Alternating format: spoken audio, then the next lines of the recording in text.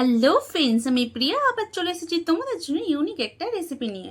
অনেকেই আছো সবজি খেতে চাও না, আজকে বানাবো এই যে ঢ্যাঁড়স। ঢ্যাঁড়স তো সবাই পছন্দ করো না, তাদের জন্য আজকে স্পেশাল ইউনিক একটা রেসিপি। আজকে ঢ্যাঁড়সের বানাবো পকোড়া। এখানে নিয়ে নিয়েছি বেসন আর লেবু আছে। চলো কিভাবে বানাচ্ছি, কি কি উপকরণ লাগছে, পুরো ভিডিওটা দেখতে থাকো।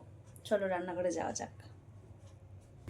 চলে এসেছি রান্নাঘরে, কি কি উপকরণ লাগছে সেটাই তোমাদেরকে দেখাই। এই যে এখানে নিয়ে নিয়েছি সাদা তেল, আর এখানে আছে বেসন, আর এই যে পকোড়ার জন্য এইভাবেই আমি ঢ্যাঁড়সগুলো কেটে নিয়েছি। এখানে লেবুকে কেটে নিয়েছি, গোলমরিচ গুঁড়ো, জিরে গুঁড়ো, লঙ্কা গুঁড়ো, লবণ, আর এখানে নিয়ে নিয়েছি হলুদ গুঁড়ো। চলো এই উপকরণ দিয়ে আজকে বানাবো ঢ্যাঁড়সের পকোড়া।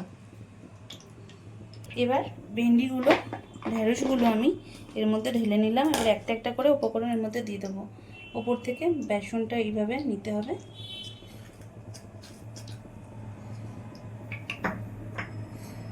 এবার আমি লঙ্কা গুঁড়ো দেবো, ঝালটা যে যেরকম খাও সেরকম দিও।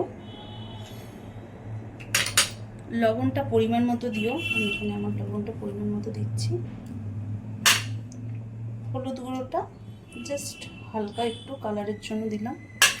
তারপরে দিয়ে দেব গোলমরিচ গুঁড়ো, তারপরে দেব জিরে গুঁড়ো ফ্লেভারটা ভালো আনার জন্য। এবার এখানে দিয়ে দেব লেবুর রস।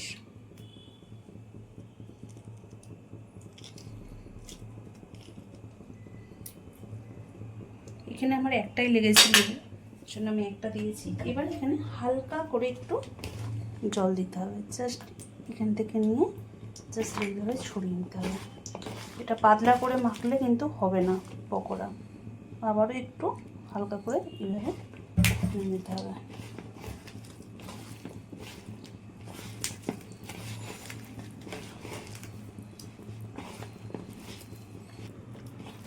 এইভাবে টাইট টাইট করে মাখতে হবে, না হলে কিন্তু বেসনের গা থেকে যদি ভেন্ডি ছেড়ে পড়ে যায় তাহলে কিন্তু পকোড়াও এর মধ্যে ভালো আসবে না। পকোড়াটা সুন্দর আনার জন্য এরকম টাইট করে মেখে নিতে হবে। আমি মেখে নিয়েছি ভালো করে। এখানে তেল দিয়ে দিয়েছিলাম, সাদা তেল গরম হয়ে গেছে। এবার আমি এখানে ঢ্যাঁড়সগুলো একটা একটা করে ছেড়ে দেবো।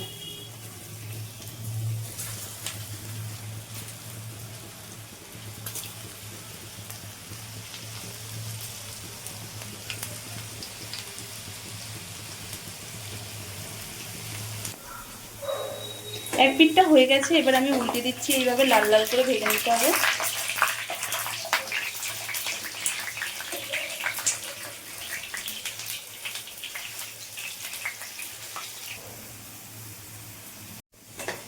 এবার ভাজা ভাজা হয়ে গেছে পুরোটা পকোড়াগুলো, এবার তুলে নেব। এরকম লাল লাল করেই ভাজতে হবে, মুচমুচে হবে, খেতেও ভালো লাগবে। রেডি আমার ঢ্যাঁড়স পকোড়া। ঢ্যাঁড়স পকোড়া আমার রেডি। চলো খাওয়া যাক কেমন হয়েছে। মুচমুচে। যারা সবজি খেতে ভালোবাসো না তারা ভিডিওটা চটজলদি দেখে নাও পিয়ার স্পেশাল রান্নাঘরে, কিভাবে বানিয়েছি ঢ্যাঁড়স পকোড়া। বাচ্চা থেকে বুড়ো সবাই না যদি খায়, খেয়ে না যদি প্রেমে পড়ে, তো তাহলে কিসের জন্য বানাবো এইরকম ঢ্যাঁড়স পকোড়া। আমি আর কথা বলতে পারছি না। এরকম ইউনিক ইউনিক রেসিপি দেখার জন্য না ভুল হয়ে, যারা সবজি খেতে পছন্দ করো না, এই যে ঢ্যাঁড়সের পকোড়া বানিয়ে নাও, পুরো না প্রেমে পড়লে কি বলবো, আর প্রেমে পড়তে বাধ্য। আবার আসছি ইউনিক রেসিপি নিয়ে তোমাদের জন্য। আজকের মতো টাটা।